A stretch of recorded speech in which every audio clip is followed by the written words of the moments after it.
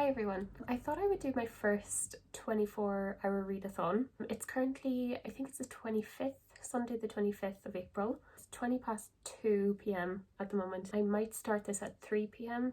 and keep reading basically until 3 p.m. tomorrow, the 26th. I am off work tomorrow, so I don't start work until Tuesday, so I have tomorrow off that I can keep reading until. But basically I think I'll just read from this time for a full 24 hours.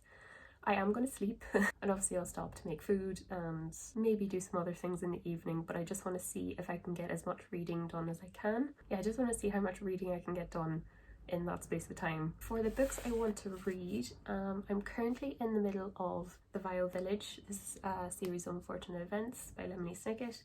It's the 7th out of 13 and I am nearly done. I think I'm on chapter 9, so I should probably finish this quite quickly. I did an April TBR video where I picked 4 books out of a mug and I read 2 out of the 4, so I've read Clara and the Sun and I've read The Water Cure. I have 2 more that I haven't got around to yet. That is Where the Crawdads Sing by Delia Owens and then Tuck Everlasting by Natalie Babbitt. This is very short, so maybe I will get through this. This is a bit chunkier.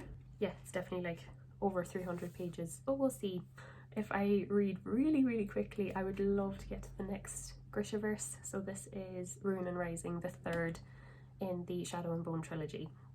I'm trying to read these and then Six of Crows before I watch the show. The show's already out on Netflix, but I want to read the books first before I watch it. So yeah, that's my very ambitious TBR.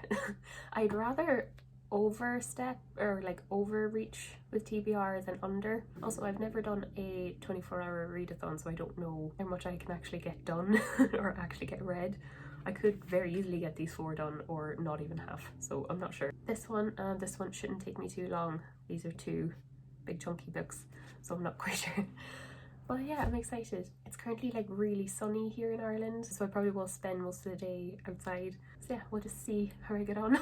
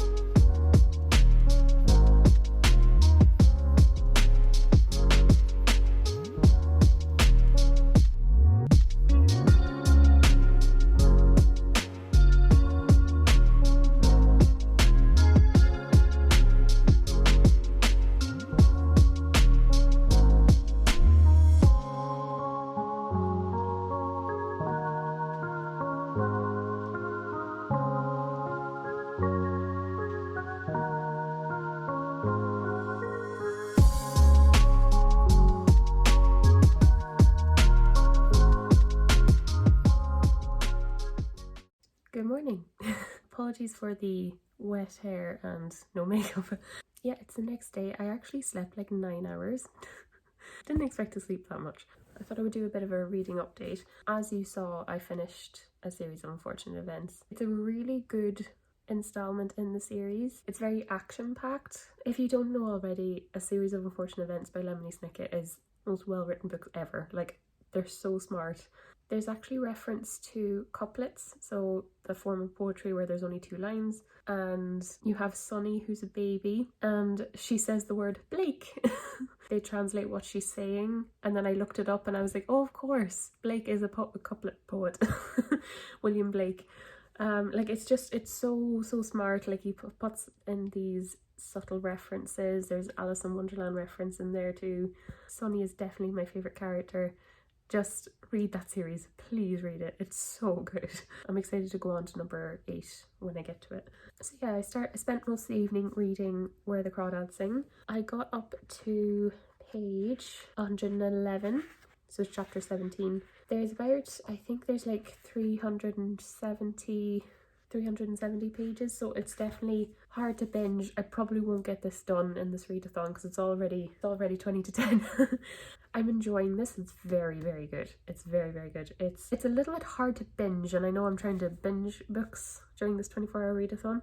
It's quite hard hitting. So it's about a girl who grows up more or less by herself in a marsh, so kind of North Carolina in America in the 1950s. And then you have two timelines going along. So you have the early 1950s and then you have the late 1960s where a murder has happened. So I guessed right. I was like, oh, it sounds kind of like a murder mystery / romance, and it is. It's very good, just quite hard hitting. The dialogue is, obviously, it's kind of like, is North Carolina Southern America? Oh, sorry, I'm not American, so I don't know. You can tell that the dialogue is that kind of Southern drawl, which can be hard to read sometimes, especially if you're not American. There's a lot of racism in this too. It kind of shows that Kyra isn't, obviously it's early 1950s America, so racism was still at large. See, I'm liking it, but I just don't find, it's kind of hard to binge. It's definitely hard to binge. So I thought I would actually read Tuck Everlasting this morning. This shouldn't take me too long. I think it's 130 and then the writing is very big. So I do believe this is a kid's book. I'm not quite sure. So I thought I'd take a break from this and just read this. Yeah, I wasn't expecting to sleep so much. I ended up last night just watching lots of Superstore with my housemate, and we got Subway. So yeah, I went to bed later than I thought. I was like, oh, I'll get up at like 7 and read all day. I'm like, oh wait, no. But yeah, I did read a good bit of this. Just definitely won't get it done today. The postwoman just came and I got my book box now. Yay! I actually don't think I'll open it on this vlog. I'll film a separate video actually and open it there. I'm gonna wait till my readathon is done though. I actually started at 2:30, not 3, so I'm gonna go till 2:30. Yeah, something I forgot to mention as well with Where the Crawdads Sing. I just read The Water Cure by Sophie McIntosh, and it's got a similar kind of vein where it's talking about an isolated person, or an isolated, in that case it's an isolated family. So it's kind of along the similar veins, and I'm like, oh no, I'm just reading about loneliness again. But this is I'm still really enjoying it. I just think I'm not really a mood reader. I can just read something even if I'm not like totally in the mood for it. But yeah, I am enjoying this. I suppose I'm kind of towards the center now where I feel like maybe the pacing's slowing down a little bit, and I think that's why I'm feeling a little bit like, ooh. But yeah, I am liking it. I think I'm making it sound like I'm not enjoying it, but I am. It's just a little bit hard hitting and hard to binge. Anyway, I need to go have breakfast.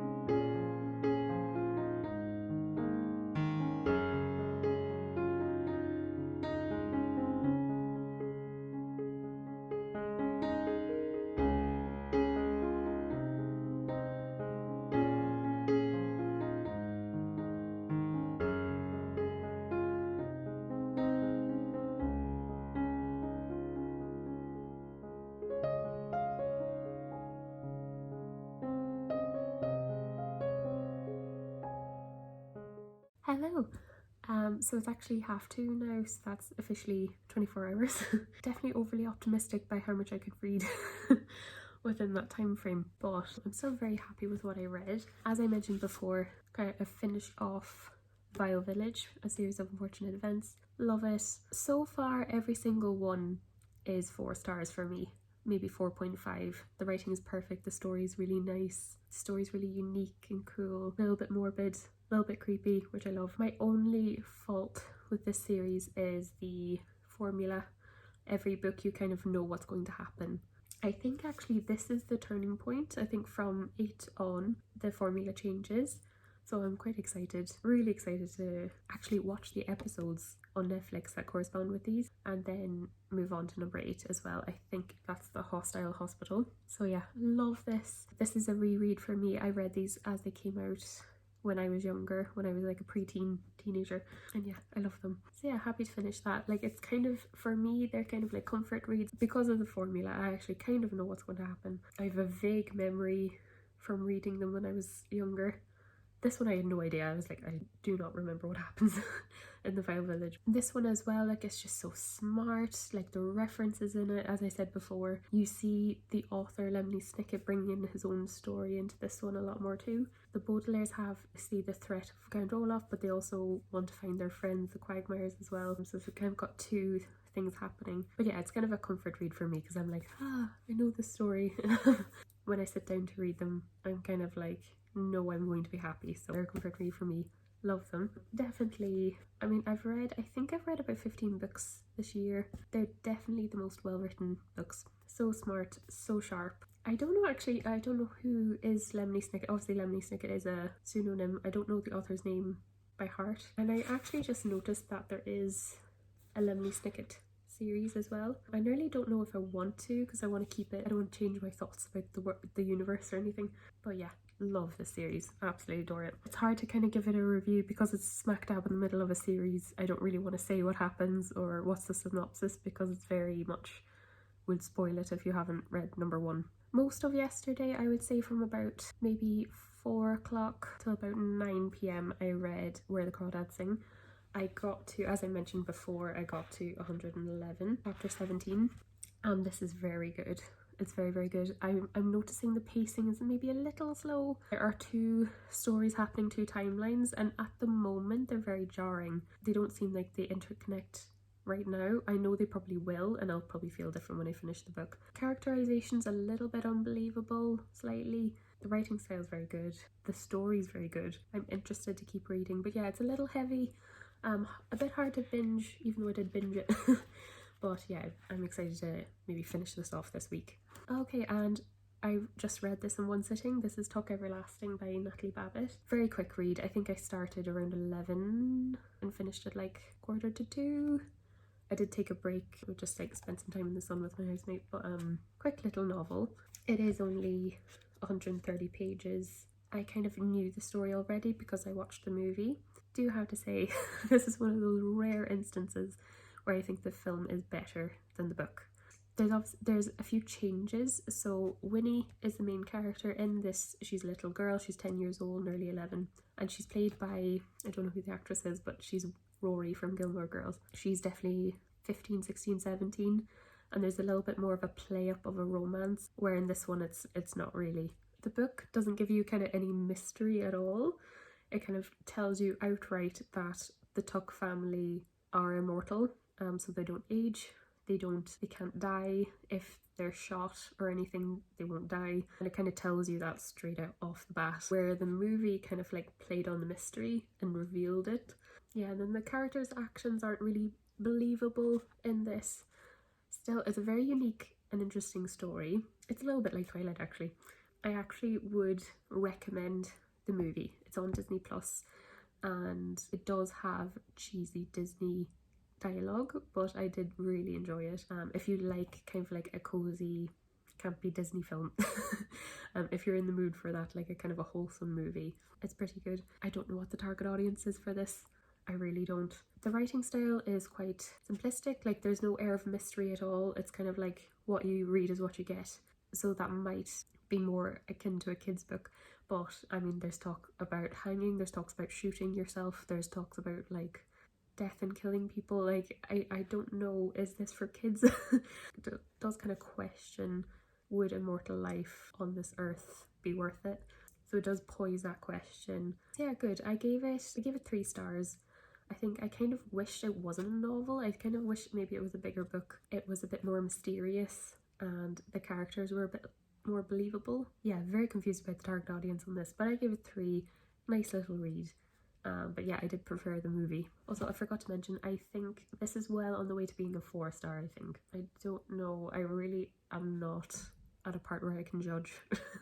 I'm not really even in the middle, so I can't really judge it right now. But yeah, I was hoping to get to Ruin and Rising as well by Leigh Bardugo, the third Shadow and Bone. But yeah, hopefully this week I'm trying to read them so I can watch the show. I'm trying to be really restrained because it came out on Friday, I believe, and today's Monday. But yeah, I think I will finish Where the Crawdads Sing first. So yeah, that was my first little 24-hour readathon. I think the next one I might not try to sleep so much.